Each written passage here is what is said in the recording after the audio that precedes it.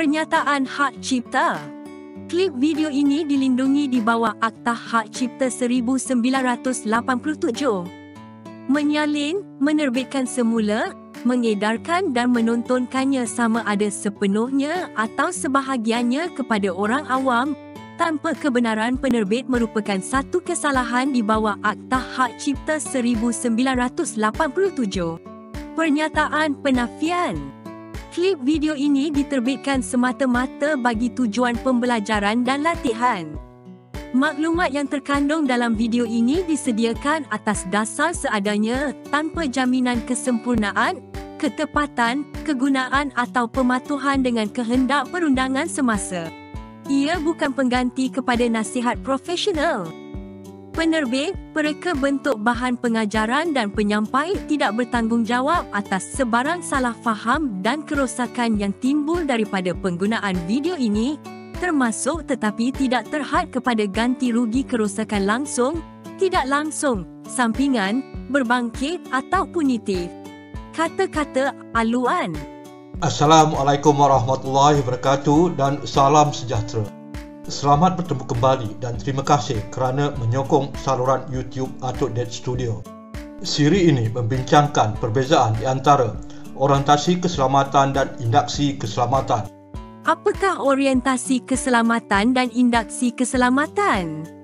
Orientasi keselamatan ialah proses memperkenalkan pekerja baharu kepada persekitaran tempat kerja, budaya dan maklumat keselamatan asas. Manakala induksi keselamatan pula adalah komponen khusus bagi proses orientasi yang menumpukan semata-mata pada maklumat dan prosedur berkaitan keselamatan. Apakah tujuan orientasi keselamatan dan induksi keselamatan dijalankan? Tujuan orientasi keselamatan dijalankan ialah untuk membantu pekerja menyesuaikan diri dengan persekitaran dan budaya kerja keseluruhan, memastikan mereka memahami aspek yang lebih luas di tempat kerja baharu mereka. Tujuan induksi keselamatan pula adalah untuk mendidik pekerja tentang protokol dan prosedur keselamatan khusus yang perlu mereka ikuti untuk mencegah kemalangan dan kecederaan. Bilakah orientasi keselamatan dan induksi keselamatan dijalankan? Orientasi keselamatan boleh dijalankan dalam tempoh masa yang lebih lama dan boleh melangkau hari atau minggu pertama pekerja bekerja. Induksi keselamatan pula biasanya dijalankan pada hari pertama pekerja masuk bekerja atau seawal yang mungkin bagi menangani kebimbangan keselamatan yang kritikal dengan segera. Bagaimana dengan skop orientasi keselamatan dan induksi keselamatan yang dijalankan? Skop orientasi keselamatan merangkumi topik yang lebih luas melangkaui keselamatan, termasuk dasar syarikat, budaya, jangkaan kerja dan prosedur pentadbiran. Manakala skop induksi keselamatan lebih tertumpu pada pengadaan maklumat keselamatan penting, termasuk prosedur kecemasan, pengenalpastian hazard, penggunaan peralatan perlindungan diri dan topik khusus keselamatan yang lain.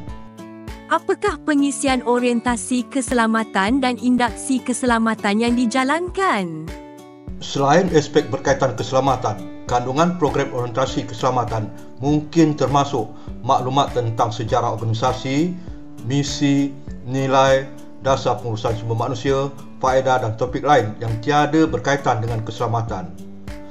Manakala kandungan program induksi keselamatan meliputi topik utama yang berkaitan secara langsung dengan keselamatan tempat kerja, memastikan pekerja memahami cara bekerja dengan selamat dan langkah berjaga-jaga yang perlu diambil.